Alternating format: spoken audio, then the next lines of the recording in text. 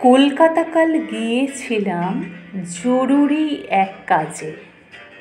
তার ছিঁড়ে ট্রেন আটকে গেল হঠাৎ ভিড়ের মাঝে।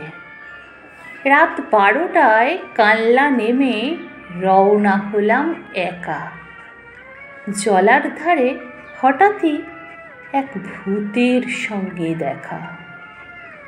ভূত বললে, দাঁড়া, এমন সুযোগ কি আর পাবো? এক্ষুনি তোর ঘাড় মোটকে রক্ত চুষেই খাবো। কেঁদে বললাম, সে কি?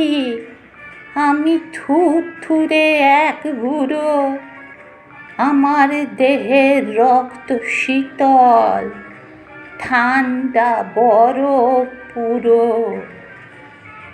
তার চেয়ে ভাই পাগড়ে কোনো জোয়ান ছেলে মেয়ে দারুণ মজা পাবে তাদের গরম রক্ত খেয়ে। ভূত বললে, হোক ঠান্ডা, করবো তোকেই সাবাদ। ইচ্ছে আমার হচ্ছিল আজ খুব কোল্ড ড্রিঙ্কস খাবার।